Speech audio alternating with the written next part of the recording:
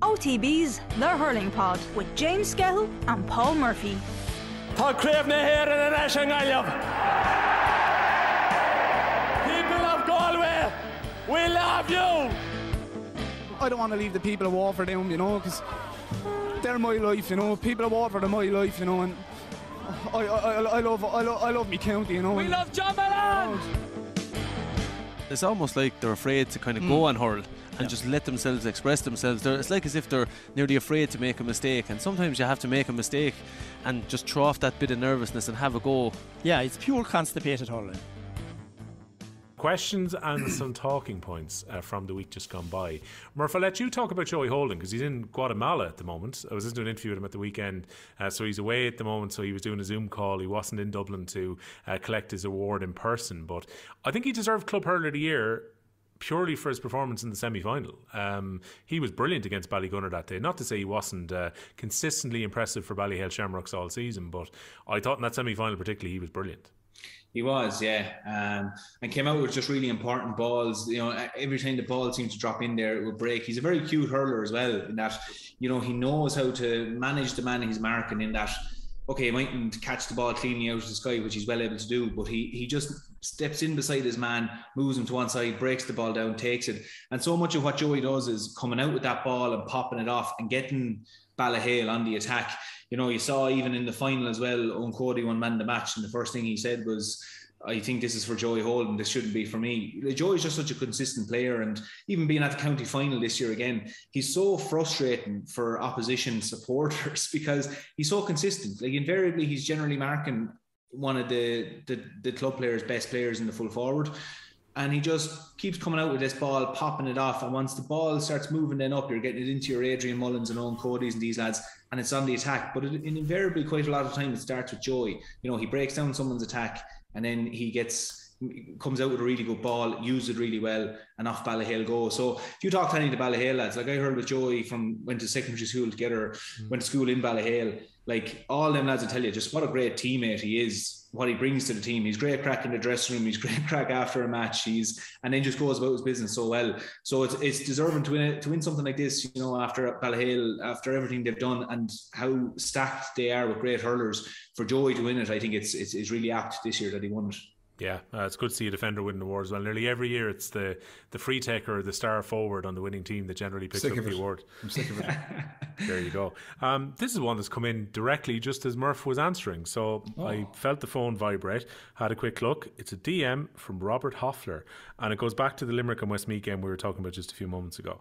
Hi Will and the lads, big fan of the pod. Just wanted to get your thoughts on something. I was at the Limerick and Westmeath game at the weekend. For the first time I saw Westmeath give Limerick a guard of honour when they come onto the pitch. I'm a Limerick man and go to all the games. I've never seen that happen before. Just want to know what you think about this. For the league campaign, should all the teams that play the reigning All-Ireland champions do this? With a laughing emoji. I could never imagine Limerick being given that level of respect in Ennis. Keep up the good works, lads. Robert Hoffler. It is a bit unusual to go into round 4 and for Westmeath to give them the guard of honour. Yeah, that's an unusual one. Yeah, usually like, we've done that before, certainly. In the first round, I remember playing All-Ireland champions in the first round. We did it out in Ennis against Clare in 2014.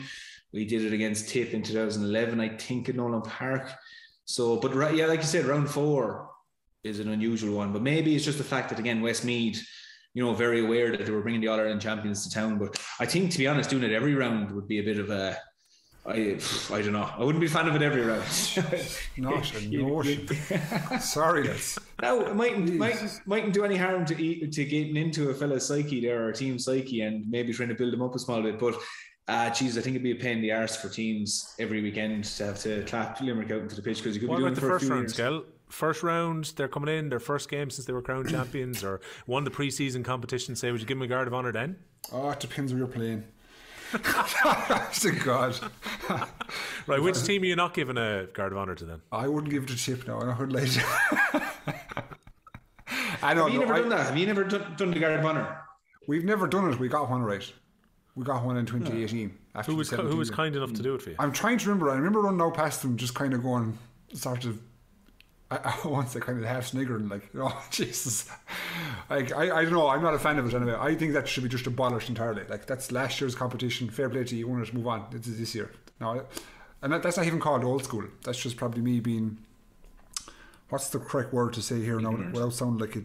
I was going to say ignorant is one word, over jealous is another word. I suppose. Jealous. Yeah, God damn it, they wondered we didn't. Yeah, but no, every round, that's utter madness. I think it was anyone who thinks that I know we're having the crack here, but if someone comes on the show now or texts in and say that should be put into place, he wants to check himself into a mental facility. There was a laughing emoji. No, I'm saying, I know it's the crack, but I'm saying if anybody else comes in future and says they should come in, he needs to be admitted. Simple as that, right? So I thought it was good manners from Westmeath, but I think it would have been better manners if it was the first round. Obviously they can't determine the fixtures, but yeah, it was a bit strange. All right. Another one that came at me earlier today was from Mark Corcoran, who's at Mark Miguel 101 on Twitter.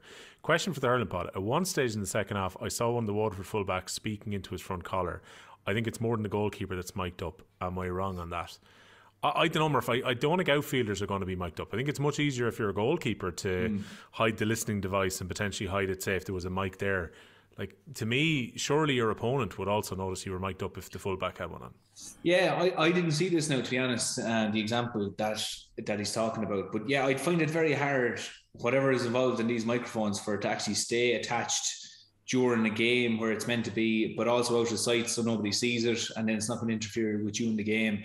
So I would question that. I might go back and have a look and just fast forward through the second half and see. But, sometimes when they zoom in on a player, for example, you might have a physio down, let's say, doing something to his calf or his ankle while the player is standing there looking up the pitch and still speaking to the physio while watching what's going on. So my first inclination would be that maybe something like that happened.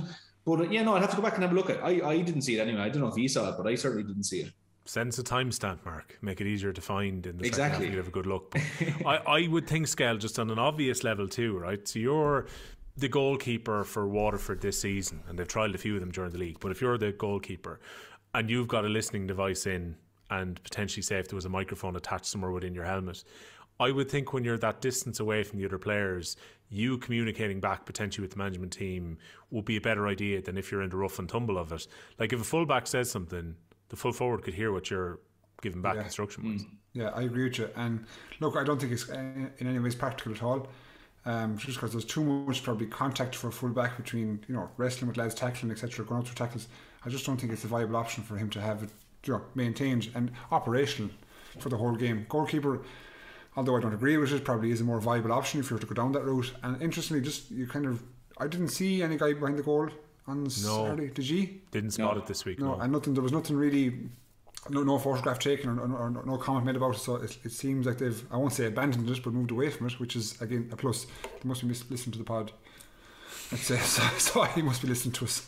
I think it's 4D chess if you've got outfield players who are mic'd up on top of that as well. But didn't notice it. Now I'd be intrigued, and it would be particularly intriguing if we did see a microphone on one of the outfield players. From the YouTube, NASA confirming that is my Twitter account, who is, as you might recall, very strongly feeling that we should get a TV for Skehill so he can watch hurling as opposed to having to watch Love Island. The finals tonight, I was told by Mrs. There you go. Stockroom Tim. Because we were talking about 2 points potentially for a sideline, which is one of the suggestions being made. He said, imagine what Kelly's sideline cut in the Munster final would have meant if it counted for 2 points, if only. So I'm guessing Stockroom Tim must be a Clare fan who looks back at what potentially could be a 2-point score as opposed to a 1-point score. So that's Stockroom Tim. Plenty of questions coming in here in the Instagram.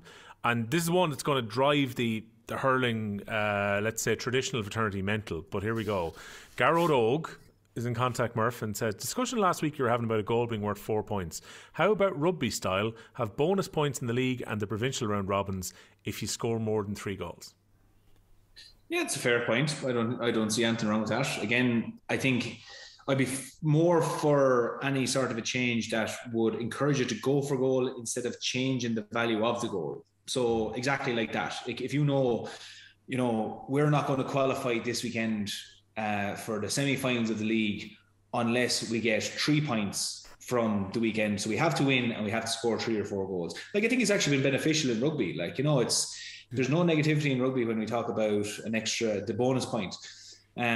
So yeah, if there was something that way to try and encourage it, that teams knew that there's a new dynamic that, okay, the traditional 2 points for a win wouldn't get us over the line, but actually if we get 3 points from this game by getting 3 goals, now you have a team suddenly going for goals. So, yeah, I wouldn't be against it. And again, I'd agree the traditionalists might go cracked when you hear that. But again, we're not changing anything that's happening on the pitch. We're changing after the fact and how it reflects on the league or championship scoreboard. So I think it's a great suggestion, yeah. What do you reckon, Skehill? The poor goalie. The poor goalie. No, I'm along the same lines as Murph. Like, the value of the goal, I'm against. We covered that last week. But the prize for scoring more of them, like, is a good shout. And again, I know, let's say we're generally young people in this, and we're into innovation, you know, with regards to our game. At present, we've got an excellent product. People will always pick holes in it, regardless of how good the product is. So I would just like to trial things, you know. So there's no harm in doing it and trialing it and see what works out. Because again, nothing is set in stone or forever, etc. So it's very easy to refer back to the original structure.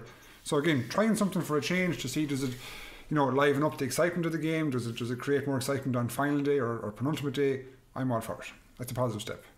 Would you ever consider, Skehill, a defensive bonus point then? Do you get to a point where if a team are only beaten by 6 points, they get 1 point for it? Ooh. I know this isn't our old question, but it jumped to mind because I think one fair. of the One of the consequences would be that if you're getting, say, a point for 3 goals, then if, say, you're a team who can keep it like rugby, and this would be stealing from rugby directly, if you keep it within, say, 6 points, and let's say, I don't know, Laois or Westmeath or Antrim have a particularly good performance against one of the top teams and keep it tight, they get 1 point for their efforts as opposed to 0. It's a fair shout. Like, I think if a team somehow is on the receiving end of 3 goals and that they know they're down a point, then it's an incentive for them to go and get it if they can get it back within, as you said, 6 or 7. It's a good shout, and it creates another layer to the excitement of the game. So yeah, I think like defensively teams should be awarded as well, because obviously we're talking about offensively here. So there has to be kind of a trade-off of some sort. Murph, I don't know if you cared when you were a player that the matchday programme often had multiple changes in it, but I was watching a few Waterford and Tipperary people who might be, say, followers and maybe casual mates in the case of some Tip people on Friday night, and they were all waiting to see when the team was going to be announced because they knew it was a Saturday night match. Teams were eventually announced, I think late in the case of the Waterford team on Friday night, and it might even have been Saturday morning before the Tip team came out. And then the programme had no resemblance to the teams that were named. And then I think everyone who went to the ground and bought their programme had to get the pen out and add lads to the programme that weren't actually part of the matchday squad, and there were changes all over the place. JMac24128 says, why are teams doing fake lineups? Kerry this week named well-known backs in the half-forward line. And that point probably extends out to some of the teams that were submitted to the GA for programmes were all over the place in the week just gone by. Now, you can't help it if there's injuries, and I'm sure in the case of, say, Wexford, they were probably waiting to see where some of the players were at. But in some cases, you see teams that are nowhere near what's been named online or what's been sent into the programme. Do you care? As a player, you don't. No, a player, you're nearly happier that the less is known before you get to a game, to be honest. So as a player, look, you're not even paying attention to it, really. You don't give a shite what's in the programme. Like, you know what the team was named the training. You know what the team was. And like, if you get, like, for a lot of people who wouldn't know, you go into a dressing room, let's say Kilkenny are playing Galway, you go into a dressing room, you're handed a programme. You don't even look at your own team. You have a look to see who might I be marking here. You probably know it already, but you might be just having a look. Yeah, there's the Galway team. You don't pay any attention to it whatsoever. What I would say is, look, if a team has players that did normally play in the backs, in the forwards, in the programme, that's a bit of a kind of throwing a bit of smoke screen there to try and block it out. But what potentially may have happened with the likes of Waterford is, you know, counties have to submit teams for the programme. As far as I know, it's maybe Wednesday or Thursday. It's quite early. I think it's Thursday morning, and there's a fine if you don't have it submitted in time. Yeah, and a lot of teams would be looking at, if they're playing on the Saturday, some lads might be doing a fitness test the Thursday night, because a lot of teams will train the Thursday as opposed to the Friday if they're playing Saturday. So for the Waterford case, I would be saying there that they were probably looking, going, we don't know how many injuries we have, and if this player is injured, we have to move this fella or this lad or whatever. Now, there was a lot of changes. But what I would say quite a bit of that, particularly at the moment, would be is that we spoke earlier about teams loading lads and injuries and who do we have this week and different things. I think a lot of county boards or teams are just going, listen, put in a team and whatever we put out will be fine. It doesn't matter if a player's wearing 30 on his back or he's wearing 15, but it can be distracting for a team to try and name exactly your 15 on a Wednesday morning or Wednesday evening when you don't know till Thursday night who doesn't have a niggle, who does have a niggle. But I will give it to him that there was a lot of, particularly in the Waterford one, there was a lot of changes in that programme. But I think a little bit of it is down to it. I don't think so much of that, particularly with the Waterford one. Again, it's only the league. Would you be that fussed to actually play such a different team? Maybe if you're trying to ambush someone in Championship. But I think a lot of this comes down to the timelines of what the GAA requests from teams to demand a team by Thursday morning. And a lot of teams don't know. They probably know 10 of the players that will play, but they don't know the full 15. Skehill, what I find interesting with this is how different sports have very different approaches to the releasing of a team. So in rugby, you will get a kosher team a couple of days out from the game, and generally you'll also get an update if there's any reason that those teams are being changed ahead of the game as well, and usually well in advance. I was thinking back to Ireland-Wales in the Six Nations this year, where there was no obligation to say a couple of their players had picked up knocks in the morning of the game. They could have waited until close enough to kick off and said 2 guys are coming in. But generally you get that information well in advance, and it's probably part of the promotion around the fixture is that teams are named well in advance and everyone talks about them and they're in the media for a couple of days. Then when it comes to, say, football, and I mean soccer in this case as opposed to Gaelic football, I was listening to Shane Keegan, the Cove manager, was on Football Saturday on OTB last week, and he was saying one of the things that he didn't particularly like about the new FAI Connects app is that the team goes in, I think it's an hour and 15 before the game, and he was saying generally he liked to name his team internally about an hour before the fixture would take place, and in some cases his players could actually open the Connect app and see what the submitted team was even before they may well have heard the lineup in the dressing room itself. In GAA we seem like almost totally obsessed with the idea of sticking in an A and other, making the other team guess, fake teams being put in. It seems to be a very different culture across different sports here when it comes to this. Yeah, but sure, again, it's all aimed towards the supporter though, isn't it? It's information. It's not information for opposition, I think, as far as I know. If as Murph said there, if we're preparing for a team, we're preparing for certain players, that can wind up in any position. So we would never refer, your game plan until they name their team. It's irrelevant, to be honest. And it's all aimed probably the supporters, the media, as you said, to generate interest, generate chat. I can understand it can be difficult as well for supporters trying to keep track of numbers because we've become so associated with the standard 1 to 15. So it's very easy to, it's quite legible, it's quite easy to read and follow. When you introduce 19s, 26s, 30s, it's kind of hard to get a positional sense, if you know what I mean. So I understand there's probably a degree of frustration there, obviously. But the soccer model is probably a bit tight. The rugby model I would like, because I like the way they as you said, they introduce the team a couple of days out and then they confirm it what seems like an hour or two before the game. We've often seen squad changes, let's say, for lads picking up injuries, whether it be in a captain's run or the morning of the game. So I think the rugby model is probably the best to follow. It's very hard for GAA, for managers, as you said, Murph, to clearly define your team, injuries, preparation, matchups, whatever the case may be. It's just very difficult. I think probably the parameters set by the GAA probably increase the difficulty of that, and probably is part of the problem. Do you know what I mean? If they're allowed to name their team a day or two later or whatever, you might see probably a better reflection of the team that actually goes out on the pitch. They'll probably argue we have a team program that has to be made, and so the program has to go off, so we need a certain time to get it printed and whatever. So I don't think it's something that's going to change now, but yeah, it was a bit of a joke, Thurles, on Saturday. Call Mac 79, has the league turned literally into a pre-season tournament? There's no intensity in a lot of games. Here we go again. I know. I don't want to go into this one in massive detail, because I think, in fairness, Murph, the point is not without merit, because there have been a lot of games that felt like shadow boxing in Division 1 of the league in particular. But then last week we did see intensity in some of the games, and we're only after talking about Waterford and Tipperary having that intensity. And maybe, I don't know, when the semi-finals come round, maybe that intensity will ratchet up a bit because it's only a few weeks out from Championship then. Yeah, exactly. Yes, I think you would have hit the nail on the head there. That closer we get to Championship now, we might see a small bit more sparks flying, teams getting closer to their 15. And yeah, it is a tough one to call. It's not without merit. Certain games do have a bit of a pre-season feel, and even look to go back maybe 10 years ago, and let's say Waterford might come to Kilkenny and they'd beat us, and there'd be a big, reaction after the game that it was a great win.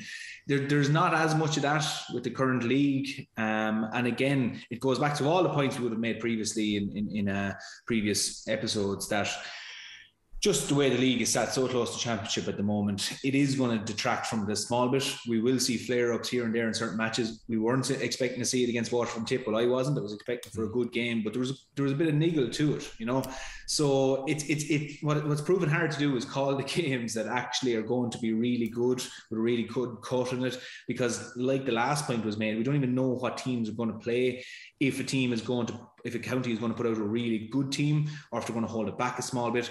So it's just a little bit disjointed at the moment. And I will give it to him, though, that it does have a bit of a pre-season feel to it, that it's not the traditional league we know in terms of the atmosphere and the cut to it. But I would agree with you, Will. I think that we will feel a little bit more of that kind of coming down the home straight of the league.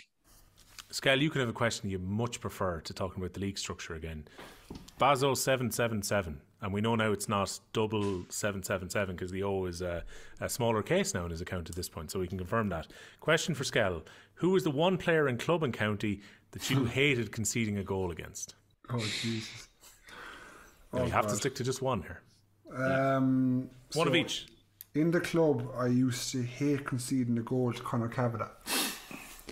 Conor Kavanagh is from Lee Mellows, and we used to come across Lee Mellows at semi-finals. We played them like 5 years in a row between group and semi-finals, like 3 or 4 semi-finals in a row, and he got a goal in every semi-final. So I knew that if when he gets the goal, we're in a spot of bother. Like, I used to hate seeing him coming with the ball, you know, such a super finisher. So he's the club. The county then, I hate conceding goals in the county. Jesus. I liked that the club was for no personal reason. Like, I really hated X, Y, or Z, and therefore when he scored, it used to make my blood boil. He actually had a very good reason behind that one. Yeah. And straight out the trap, you didn't think of it at all. It was just bang. No, probably the county. Oh, gee, like, you know, there's certain players that catch you off guard. Like Lara Corbett used to catch you off guard. You know, like you'd expect power from Owen Kelly Tip, Owen Kelly Waterford. You'd expect it from Henry TJ. You know, you kind of you'd expect stuff from him. But Lara Corbett, you would never expect the power he could generate. And he had the most awkward shot, like in terms of he'd hit it when you wouldn't expect him to hit it, and he'd put it under your armpit or, you know, up over your shoulder. And he's just such an awkward finisher. You couldn't read him at all. Some players you can read their body shape, and the body shape will dictate to you where they're going, and you've kind of split second to go and guess, if you know what I mean. Larry couldn't read nothing. Maybe it was the socks up that was kind of deterring me from. Maybe that's why I hate it so much. So yeah, I'd say Larry Corbett. I used to like conceding to him. Well, here we go. This is one that came in, and I think it's okay to read this one, Murph, purely because I think this came in Friday night into the WhatsApp group. You sent it on from Tig Slevin in Tip, who I think was directly in contact with you about this. So again, this is nicely written out, so I'm going to read through it. Well, lad, listen and enjoying the podcast. Can I make a suggestion on a new All-Ireland format, which I think Skehill will enjoy? I think at the moment, speaking as a Tip and Munster man, the National League is the best run competition, 4 tiers with competitive games at all levels. So that must be the National Football League. My proposal is to combine the competitions, run the All-Ireland hurling on a similar basis with some changes. And here's where Skehill will get excited. So set your phasers to excited here, Skehill. Run the competition like, not the National Football League and GAA, but the NFL and American football. 10 Division 1 teams in the Liam McCarthy competition all play each other. Top 2 from Munster and Leinster play provincial finals, which also act as All-Ireland semi-finals. The bottom 2 teams are relegated to Division 2 for the next season, and so on for all the Joe McDonough and Chrissy Ring and Rackard competitions. So this is like 2 conferences. So Leinster and Munster would be conferences, but you'd play against each other across the conferences by the sounds of it.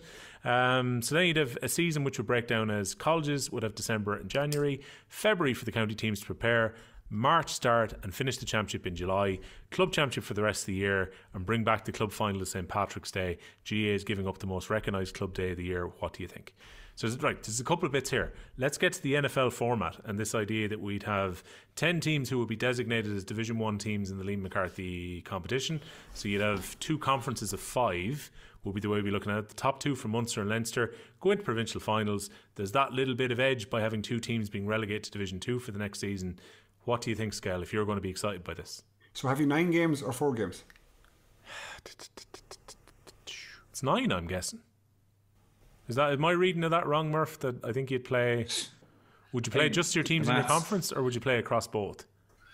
You may point that to Tig Slevin. I'm not really sure on that one. No, he says all play each other. So I'm assuming that means let's rock on with 9 games for the moment. So if it's 9 games, you're ranked on your conference, but you play everybody.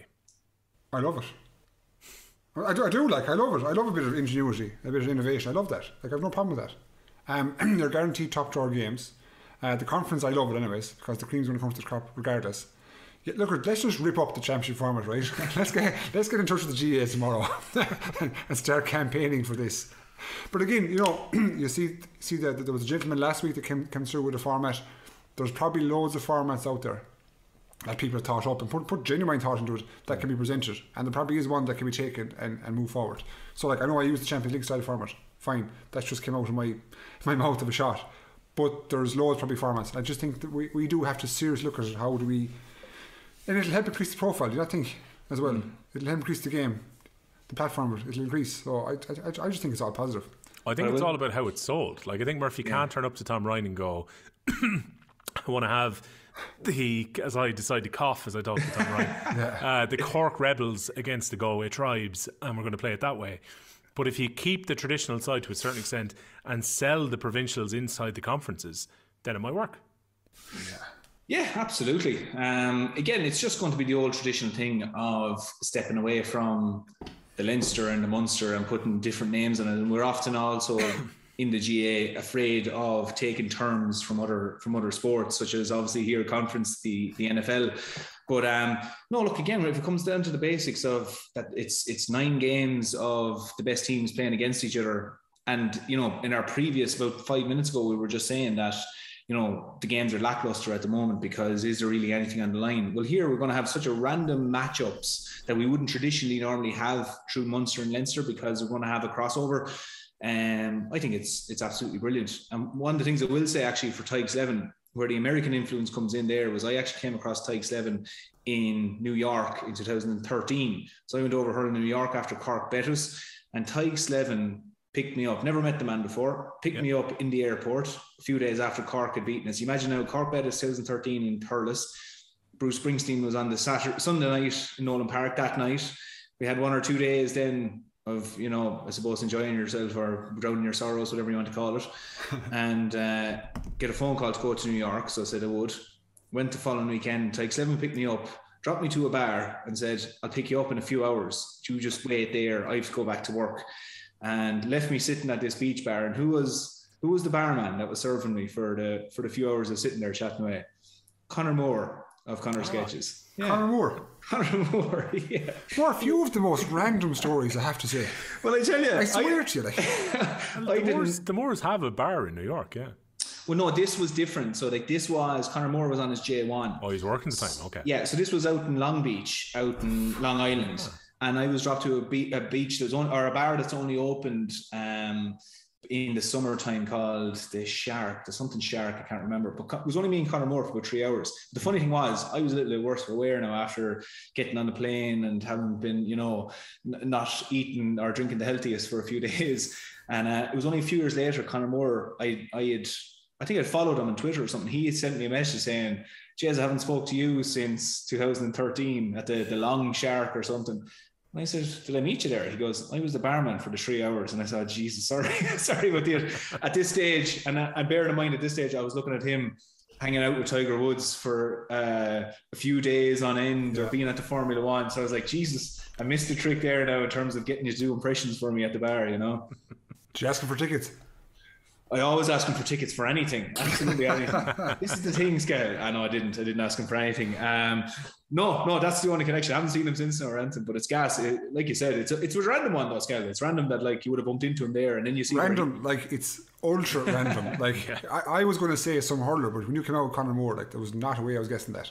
But was actually, and I know we're going to topic now altogether, on that same trip, Niall Horan went down to someone's house. I think One Direction were in some lads. Oh, I wasn't there now, Ransom. But you met Niall Horan. I didn't. I just told you I didn't meet Niall Horan. Will you stop now? Come on, Murph, make it up. Come on, sell the story to me. Just make it up, will you? Sell it to me. I was the wrong place at the wrong time. I met Conor Moore. I'm happy with Conor Moore. I traded off for Niall Horan in One Direction. On the Mullingar boys. That's amazing. He meets Mullingar's number 2 and doesn't quite get to meet number 1 celebrity on his trip to New York.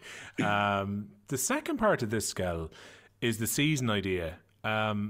which would be that obviously this would actually free up a little bit more space. So again, I'm looking at this, that would be March to July across the 9 games, because you wouldn't need quite as much time because the league is being rolled into the championship here. So therefore February will become county preparation month, and you would be able to run off the Fitzgibbon a little bit earlier in December and January.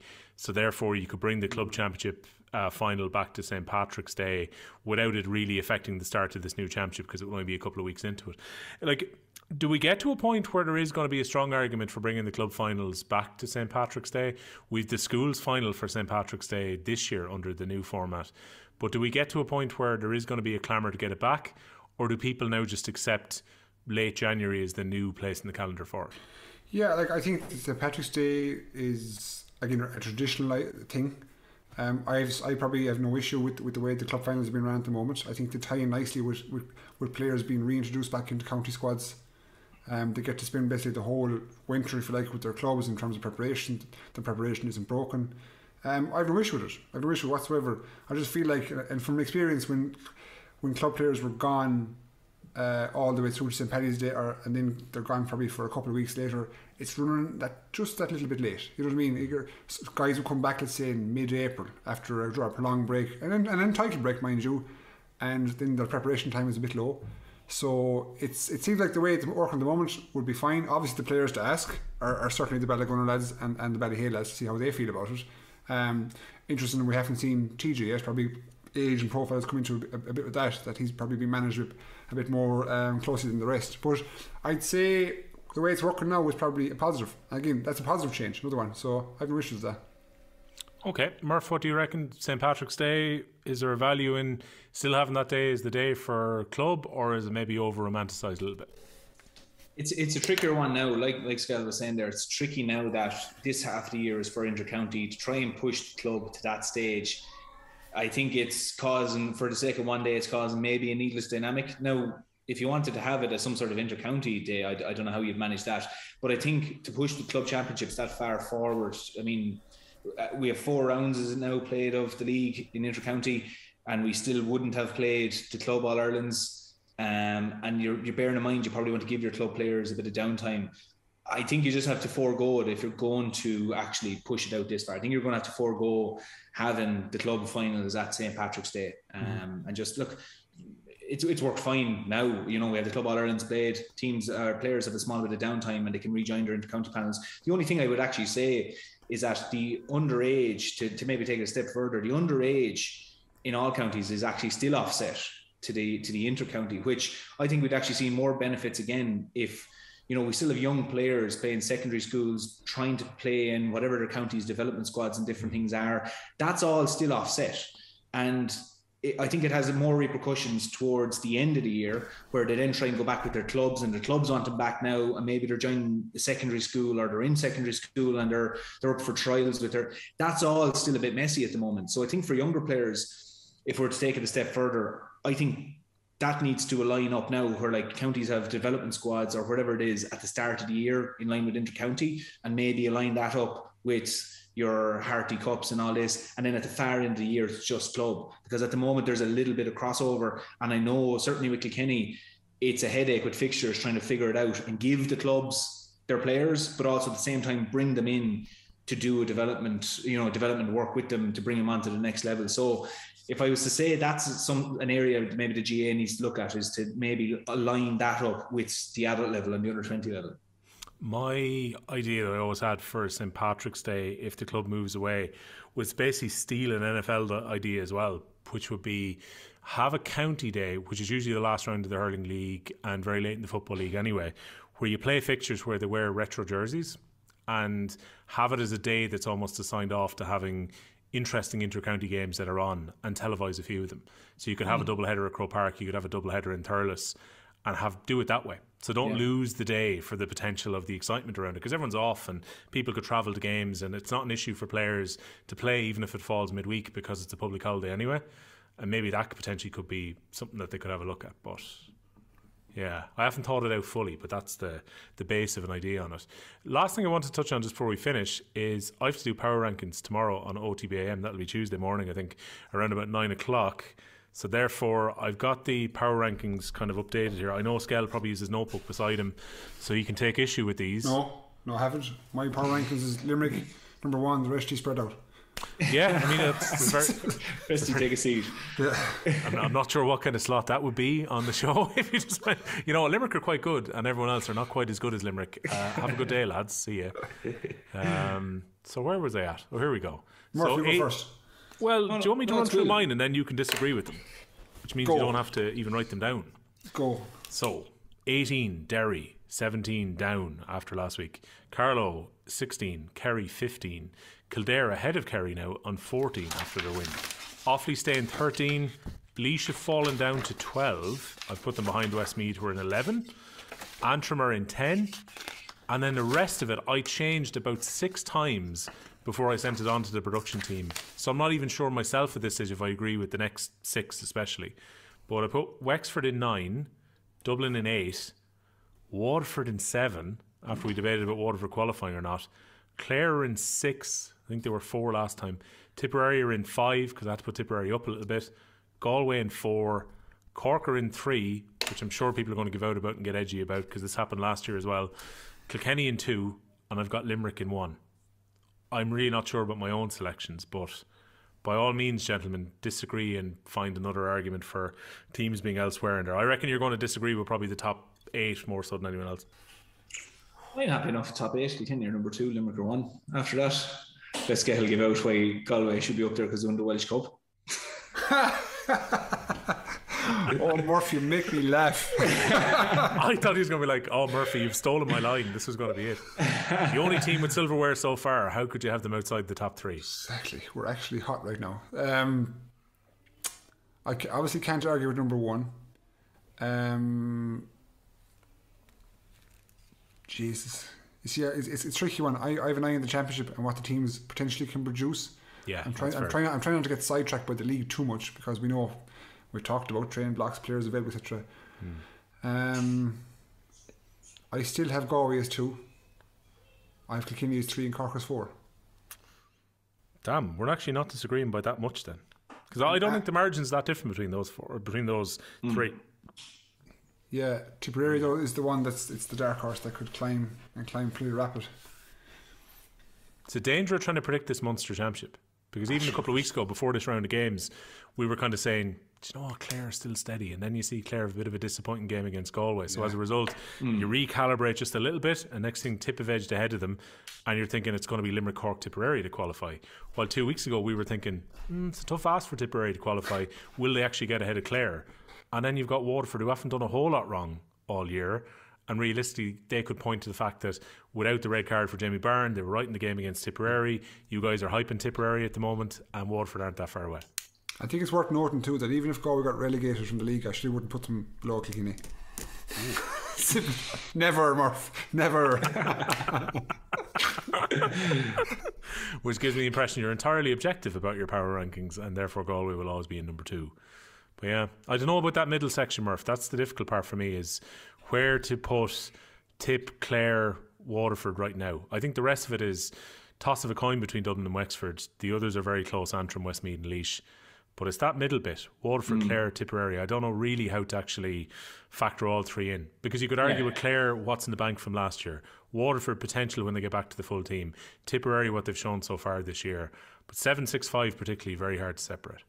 It is, yeah, and it's exactly that. What you're saying is that those teams nearly per team there, if they had a good year last year, they're maybe not having a great league at the moment, or if they had a bad, let's say if Tipperary weren't exactly lighting it up at the end of last year, going really well in the league. Waterford finished poorly but had a really good league last year. Clare really strong. You know, you're trying to balance off here what's currently happening and also what, like you said, what they have in the bank from last year. And again, the inconsistency in the league does come into it as well. We haven't learned at times enormous amounts here. So there are teams that are falling into the grey area, and there's still a bit of a question mark over them. So it's a tough one to try and nail down. And you could probably sit here all night and argue one team or another as to why they should be in certain position. Because no team at the moment outside of Limerick has been flawless really throughout the league. Even like, looking at the weekend, even Cork, Cork not flawless there, getting over the line. So you could point to something with each team as to why you could mark them down or mark them up. Rip us apart in the comments. That is the power rankings so far as we get ready for the last round of the regular section this coming weekend. Lads, it's been a pleasure. We'll chat to you again next week. Cheers, folks. So, lads.